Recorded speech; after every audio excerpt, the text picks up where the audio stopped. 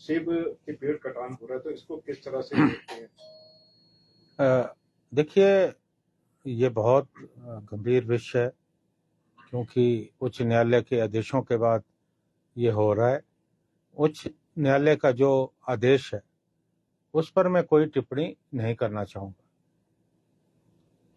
लेकिन मेरा ये मानना है कि अभी जो है समय अनुकूल नहीं था, क्योंकि जिस तरह से हार्वेस्टिंग सीजन चल रहा है, जो फुली लोडेड पेड़ है काटा जा रहा है, ये शायद गलत है।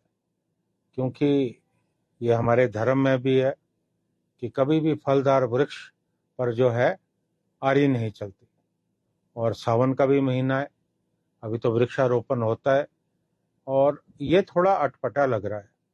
और हालांकि मैं जो है इंक्रोचमेंट का समर्थन न करता हूँ, न कभी करूँगा, लेकिन मुझे लगता है कि उच्च न्यायालय के सम्मुख जो है पक्ष को रखा जाना चाहिए था कि कम से कम 3-4 महीने के लिए जो है, जो ये पेड़ कट रहे हैं, रोका जाता, और जब पेड़ डॉर्मेंसी में होते हैं उस वक्त ये एक्शन लिया जा सकता था। लेकिन मुझे लगता है कि जो पक्ष उच्च न्यायालय के सम्मुख रखा जाना चाहिए था उसे मजबूती से रखने की जो है ज़रूरत थी। और मैंने ये भी देखा है कि इससे एक गलत संदेश गया, और साथ में कुछ मकान खाली किए गए, और एक मेरे क्षेत्र में भी मकान खाली किया गया। और जब बरसात हो रही हो, आप किसी को घर से जो है निकाल कर उसे टेंट में शरण लेनी पड़े, मुझे लगता है कि ये हमारे लोकतांत्रिक मूल्यों के अनुकूल नहीं है। तो ये सारी बातें हमें उच्च न्यायालय में जो है मजबूती से पक्ष रखने की जरूरत थी। और आज 6 बजे के करीब इसी मामले को लेकर हमारी मुख्यमंत्री जी ने एक बैठक बुलाई है, जिसमें मैं, जगत सिंह नेगी जी और लॉ सेक्रेटरी, एडवोकेट जनरल और हमारे जो हॉर्टिकल्चर विभाग के सेक्रेटरी हैं उनको बुलाया गया। रोहित जी को भी बुलाया गया था, लेकिन वो अभी यहाँ पर है नहीं, किसी कार्यक्रम की वजह से बाहर है। तो 6 बजे हम इस पर जो है खुलकर चर्चा करने वाले हैं। हालांकि मुख्यमंत्री महोदय ने पिछले कल बयान दिया कि हम जो है सुप्रीम कोर्ट इस मामले को लेकर जाएंगे। तो आज शाम को 6 बजे जो चर्चा होगी उसके बाद ही मैं विस्तृत रूप से बता पाऊंगा कि उस चर्चा का क्या निष्कर्ष निकला। आपको नहीं लगता है कि सुप्रीम कोर्ट जाने का जो फैसला लिया है काफी देर नहीं होगी सुप्रीम कोर्ट में, क्योंकि काफी 70% जो है सेब के पेड़ और लोग बेघर होते हैं? देखिए, इसी के साथ एक और जोड़ना चाहूंगा, आप विधायक के साथ साथ एक वरिष्ठ अधिवक्ता भी है, तो उस अधिवक्ता की नजर से आपकी राय क्या हो सकती है? नहीं, देखिए, पहले जो प्रश्न मुझसे पूछा गया कि निश्चित तौर पे जो है देरी हुई, क्योंकि एकदम ये कदम उठाया जाना चाहिए था, नहीं उठाया गया।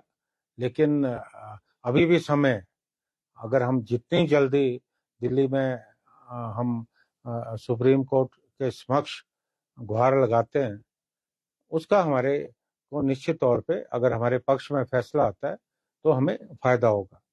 और अधिवक्ता होने के नाते अब जो मेरा पक्ष है, क्योंकि यहाँ मैं एक अधिवक्ता के साथ विधायक भी हूँ, एक राजनेता भी हूँ, तो मेरा ये मानना है कि उच्च न्यायालय के समक्ष हमें बड़ी मजबूती से अपना पक्ष जो है रखना होता है, दलीलों के साथ रखना होता है।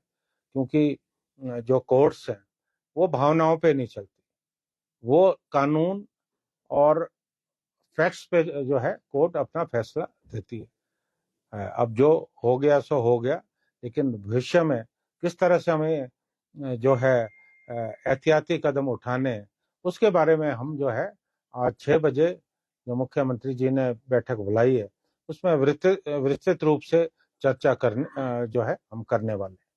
सर, एक कानून में संशोधन की बात कही गई थी जब कांग्रेस की सरकार थी, लेकिन वो सिरे नहीं चढ़ पाई थी।